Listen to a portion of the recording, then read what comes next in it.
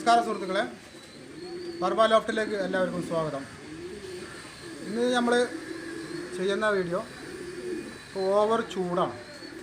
അപ്പോൾ ഈ ഓവർ ചൂട് നമുക്ക് തന്നെ താങ്ങാൻ പറ്റുന്നില്ല. അപ്പോൾ അവർ പ്രാവിൻ്റെ കാര്യം നമുക്ക് ഒന്നും പറയണ്ട, എല്ലായിടത്തും പ്രശ്നങ്ങൾ വരുന്നുണ്ട്.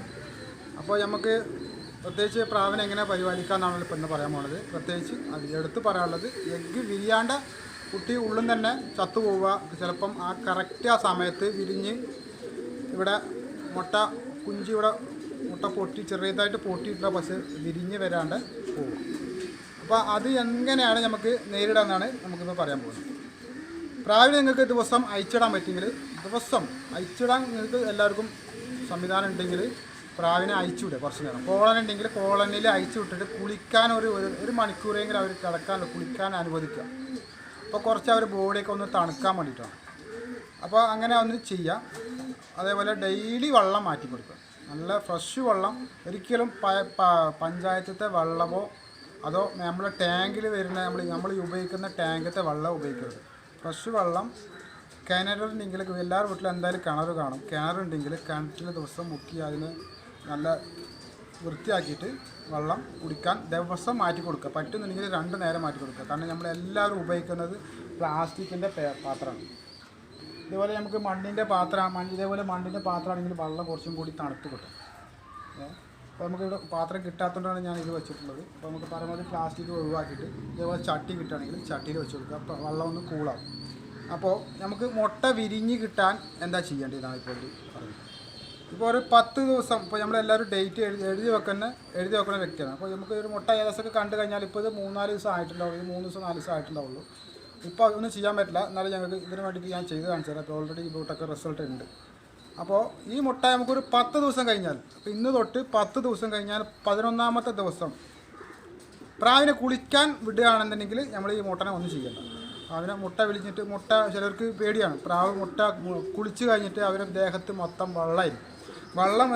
വെള്ളത്തോടെ വന്ന് ഈ മുട്ടയിൽ കടന്നു കഴിഞ്ഞാൽ വിരിഞ്ഞു പോകില്ല എന്നൊരു സംശയമുണ്ട്. ഒരിക്കലും ഇല്ല, പ്രാവ് സുഖമായിട്ട് വിരിയും. അപ്പോൾ നമുക്ക് അവരെ ഈ മുട്ട വിരിയാൻ ഒരു സഹായം കൂടിയാണ്, അവർ കുളിക്കുന്നതും കൂടിയാണ്. അവർക്ക് ബോഡി കൂളാവും ചെയ്യും, മുട്ട വിരിഞ്ഞ് കിട്ടും. ഇനി ഞങ്ങൾക്ക് കുളിക്കാൻ പറ്റുന്നില്ല എന്നുണ്ടെങ്കിൽ ഈ ഒരു മുട്ട എടുക്കുക. മുട്ട എടുത്തിട്ട് പച്ചവെള്ളം, ഇത് പച്ചവെള്ളമാണ്, ഒന്നുമില്ല, പച്ചവെള്ളം ഈ വെള്ളത്തിലിട്ടിട്ട് അതേപോലെ എടുത്ത് വെക്കുക. ഇതിൻ്റെ അടുത്ത മുട്ട എടുക്കുക, ഇതേപോലെ വെള്ളത്തിലിട്ടിട്ട് അതേപോലെ എടുത്ത് വെക്കുക. എടുത്ത് വെച്ചാൽ അവർ എവിടെയാണോ കിടക്കുന്നത്, ഈ ലാഹൂരിൻ്റെ മുട്ടയാണ്. ഇവിടെ അവർ കടന്നോളും. നമുക്ക് അത് കോട്ടൺ തുണി തുടക്കുകയോ പിടിക്കുകയോ ഒന്നും ചെയ്യരുത്, അത് അവർ കടന്നോളും. ഇതേപോലെ ഒന്നരാട ചെയ്ത് കൊടുക്കുക. ഒന്നരാട പിന്നെ ചെയ്താൽ നാളെ ചെയ്യേണ്ട, മറ്റന്നാൾ ചെയ്യുക. പിന്നെ ഡെയിലി പ്രാവിനെ കുളിക്കാൻ വിടുകയാണെങ്കിൽ ഒരു കുഴപ്പമില്ല.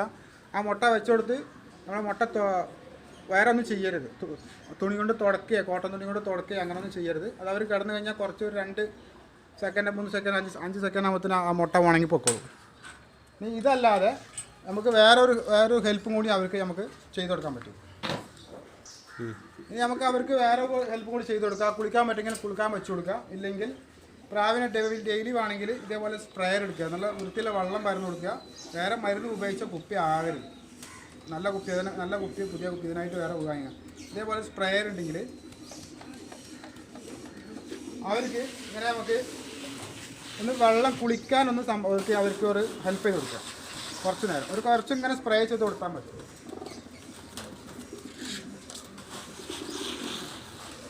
വേറെ മരുന്നൊന്നും ഉപയോഗിക്കരുത്, വെറും വെള്ളം മാത്രം. അപ്പോൾ അവർക്കിതൊന്ന് സഹായം, ഈ തണുപ്പ് ഈ ചൂട് കാലത്ത് അവർക്കൊന്ന് സഹായം. ഇതേപോലെ എല്ലാ പ്രാവശ്യം നമുക്ക് ഡെയിലി നമുക്ക് ചെയ്ത് കൊടുക്കാൻ പറ്റും. മുട്ട ഉണ്ടെങ്കിൽ ഒരു കുഴപ്പമില്ല. പാത്രത്തിൽ ഓവർ വെള്ളം ആവരുതെന്നുള്ളൂ. അവർ കിടക്കുന്ന പാത്രത്തിൽ ഓവർ വെള്ളം ആവരുന്നുള്ളൂ. ആണെങ്കിൽ ഈ പാത്രം ഒന്ന് നീക്കി കൊടുക്കുക. നീക്കി കൊടുത്തിട്ട് വെള്ളം അടിച്ചു കൊടുക്കുക.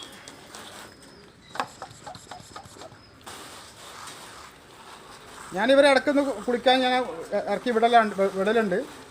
അതിനായിട്ട് ഞാൻ കോളിൽ വേറെ ഉണ്ടാക്കിയിട്ടുണ്ട്. ഇപ്പോൾ ഇതേപോലെ കുളിക്കാൻ അവർക്ക് ഇങ്ങനെ ഇങ്ങനെ സ്പ്രേ ചെയ്ത് കൊടുത്തു കഴിഞ്ഞാൽ അവർക്ക് കുറച്ച് ഒരു സമാധാനമായി കിട്ടും. അപ്പോൾ അങ്ങനെ കുളിക്കാൻ നമുക്ക് വെച്ച് കൊടുക്കുകയാണെങ്കിൽ മുട്ട നനച്ച് കൊടുക്കേണ്ട. അല്ലെങ്കിൽ മുട്ട ഇങ്ങനെ നനച്ച് കൊടുത്തിട്ട് അത് വെച്ച് കൊടുത്താൽ അവരാണ് കടന്നോളും. അപ്പോൾ ഇടയ്ക്കിടയ്ക്ക് ഇതേപോലെ ചെയ്ത് കൊടുക്കുകയാണെങ്കിലും ഒരു 99% ആ മുട്ട വിരിഞ്ഞ് കിട്ടും. കറക്റ്റ് ഡേറ്റ് നോക്കിയിട്ട് അപ്പോഴും വിരിഞ്ഞിട്ടില്ലെങ്കിൽ ചെറുതായിട്ടൊന്ന് പൊളിച്ചു കൊടുത്ത് അവർക്കൊന്ന് സഹായിച്ചു കൊടുത്താൽ അത് ക്ലിയറായി കിട്ടും. അപ്പോൾ 2 മുട്ട ഇതേപോലെ നമ്മൾക്ക് പൊളിച്ചു കൊടുക്കും. നമ്മൾ സ്വന്തമായിട്ട് പൊളിഞ്ഞു വരുന്നതും അവർ തന്നെ പൊളിഞ്ഞു വരുന്നതും രണ്ടിന് 2 വ്യത്യാസമുണ്ട്. അവർ പൊളിഞ്ഞു വരുന്നതാണ് ആരോഗ്യം കൂടുതൽ. നമ്മൾ പൊളിച്ചു കൊടുക്കുകയാണെങ്കിൽ ചെറിയൊരു ആരോഗ്യം കുറയും. അങ്ങനെയാണെങ്കിൽ സിംഗിളായിട്ട് എവിടെയെങ്കിലും മുട്ട ഉണ്ടെങ്കിൽ ആ കുട്ടീനെ നമുക്ക് മാറ്റി വെക്കുകയാണെങ്കിൽ 2 കറക്റ്റ് ക്രോപ്പ് മിൽ കിട്ടുകയാണെങ്കിൽ ആ കുട്ടീനെ നമുക്ക് രക്ഷപ്പെടുത്തി വെക്കാൻ പറ്റും. അപ്പോൾ എല്ലാവർക്കും ഈ വീഡിയോ ഇഷ്ടപ്പെട്ടാണെങ്കിൽ ലൈക്ക് ചെയ്യുക, കമൻറ്റ് ചെയ്യുക, ഷെയർ ചെയ്യുക. ഓക്കെ, എല്ലാവർക്കും ബൈ, താങ്ക് യു.